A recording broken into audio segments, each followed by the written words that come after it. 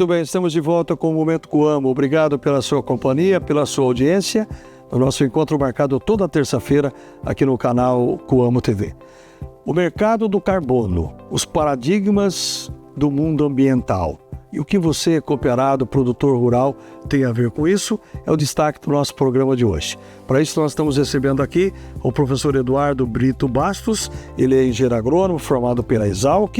Ele é pós-graduado em marketing e gestão de negócios. Tem 27 anos nos setores agro e químico e é líder do Comitê de Sustentabilidade da Associação Brasileira do Agronegócio. Professor, nesse mundo onde nós temos uma necessidade grande de alimentar uma população de bilhões.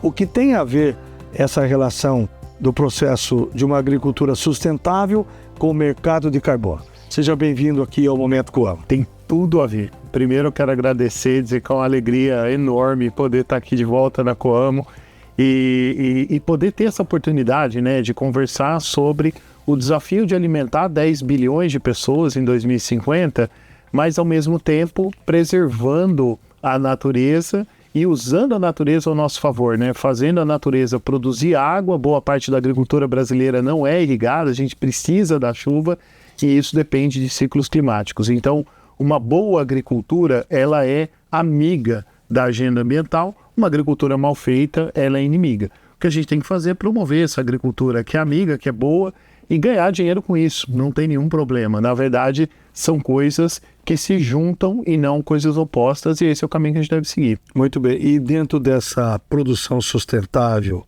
como está o Brasil e a atuação de um dos grandes protagonistas, que é o produtor brasileiro? Olha, o Brasil é o quarto maior produtor do mundo, o terceiro maior exportador de alimento do mundo, então o planeta Terra reconhece no Brasil um dos celeiros do planeta, né? Então a gente tem um papel importante. Dos 10 maiores produtores de alimento do mundo, o Brasil é o único que é exportador, né? A maioria exporta, mas consome muito mais. E o agricultor brasileiro, se a gente olhar, seja em área preservada, seja em boas práticas, né? A gente está falando de praticamente 60% do território brasileiro está preservado, metade disso está preservado na mão do agricultor.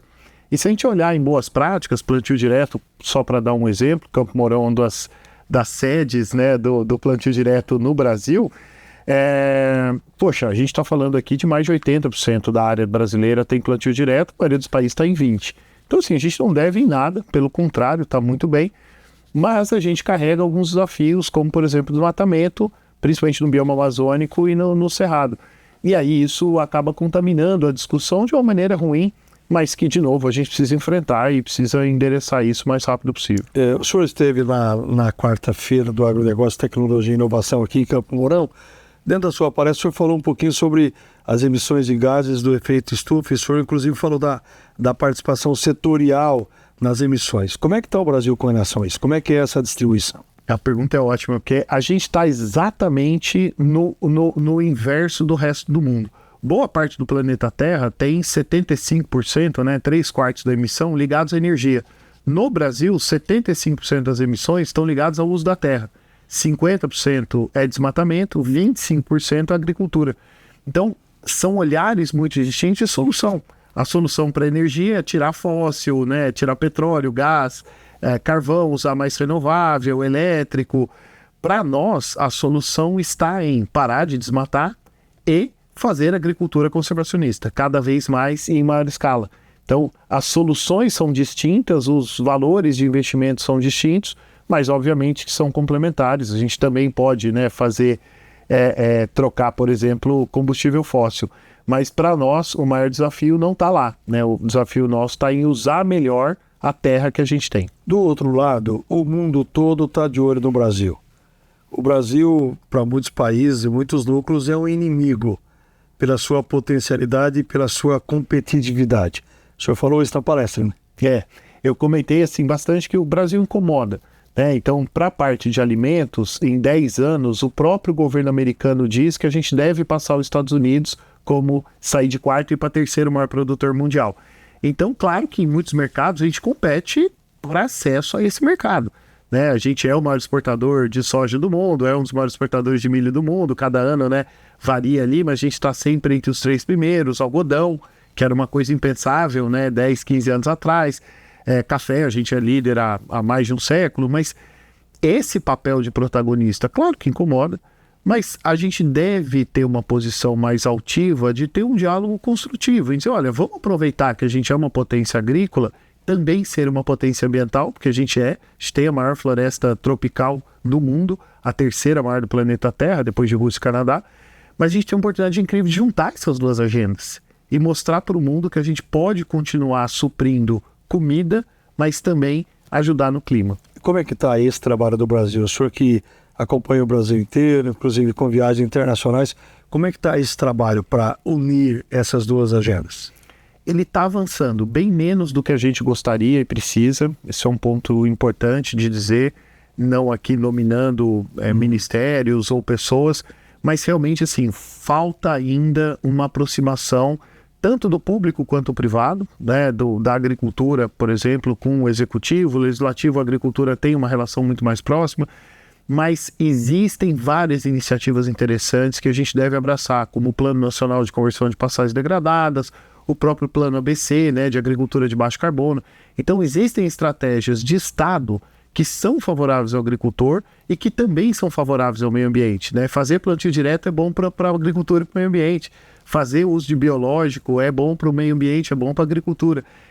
Então, a gente tem uma agenda super positiva que ela precisa ser incrementada. Esse é o desafio aqui, é melhorar e acelerar. E até porque o Brasil é o único do mundo que preserva, e principalmente o plantio direto, basicamente o Brasil é esse pioneiro. Tanto é que Campo Mourão é a segunda cidade do mundo a implantar essa tecnologia. Exatamente, e isso é super interessante, porque é uma tecnologia hoje utilizada em vários outros países do mundo, mas que o Brasil tem esse pioneirismo e essa escala de implementação que nenhum outro país tem, seja percentualmente, seja em área, né? A gente está falando aqui de quase 40 milhões de hectares, a maioria dos países do mundo não tem isso de território, isso é a área de plantio direto no Brasil. A gente tem que comemorar e parabenizar esses pioneiros, inclusive aqui em Campo Mourão, que fizeram isso. Muito bem. Professor Eduardo Bastos, dentro dos desafios globais, crise climática, alimentar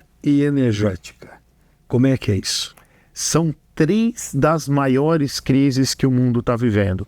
Nos próximos 20 anos, é esperado que a gente precise dobrar a produção de alimento, vai dobrar o consumo de energia, e a gente tem que fazer isso reduzindo emissões.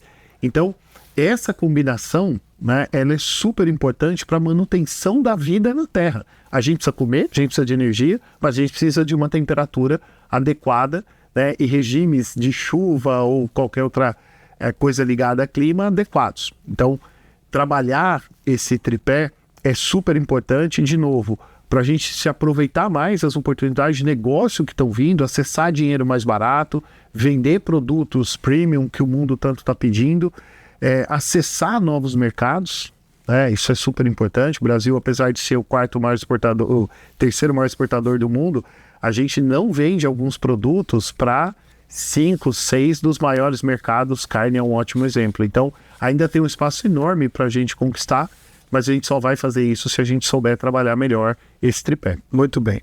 Professor, então, de forma bem didática, para o nosso cooperado, para aquele, como é que o produtor vai ganhar dinheiro com esse negócio mercado do carbono?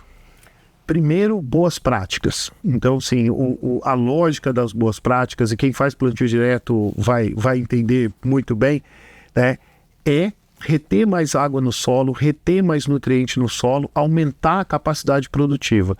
Essa é uma agenda, quando a gente fala de matéria orgânica é carbono é matéria orgânica, né? Não é tão complexo. O próximo passo é justamente usar esse carbono estocado no solo, esse carbono de bom manejo, e converter em mercado, em crédito de carbono.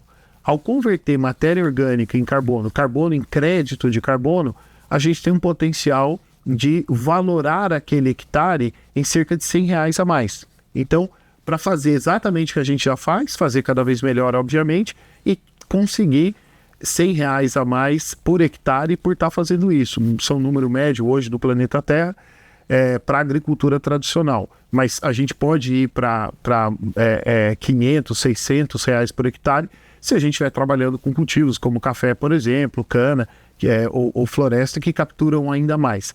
Essa é a oportunidade que a gente tem de fazer esses projetos. A gente pode fazer sempre, a recomendação nossa é agregado, então usar a cooperativa para apoiar essa agregação. Quem vai fazer a transformação é o produtor, é a fazenda, não é a Coamo.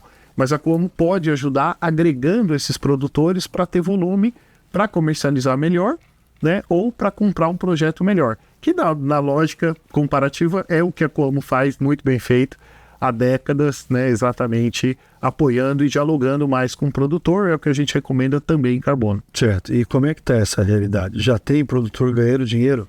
Já tem produtor ganhando dinheiro. É o número menor? Que estatística é essa? Hoje, com certeza, são poucos produtores, são pequenos exemplos que a gente tem. Praticamente hoje, todos os estados brasileiros, você tem produtor, por exemplo, em Minas Gerais, ganhando por pagamento de serviços ambientais, por estar recuperando nascente. Isso tem um impacto, o carbono daquele manejo bom de pasto, ele retém mais nutriente no carbono, vai menos para a água, contamina menos a água. As empresas que usam água de refrigerante, suco, estão pagando para esse produtor manter. Então, dão um cheque para o produtor. Isso acontece há mais de 15 anos. Então, tem gente já fazendo dinheiro com isso. Eucalipto, por exemplo, uma grande empresa de papel e celulose, submeteu o primeiro projeto 3 anos atrás, vai começar a receber esse ano, lá no Mato Grosso do Sul. Então, assim, tem muita coisa já acontecendo em diferentes produtos e biomas. Café, o Brasil exportou o primeiro container no começo de 2024, de café carbono zero, com um prêmio do dobro da saca, dobro do preço de Nova York.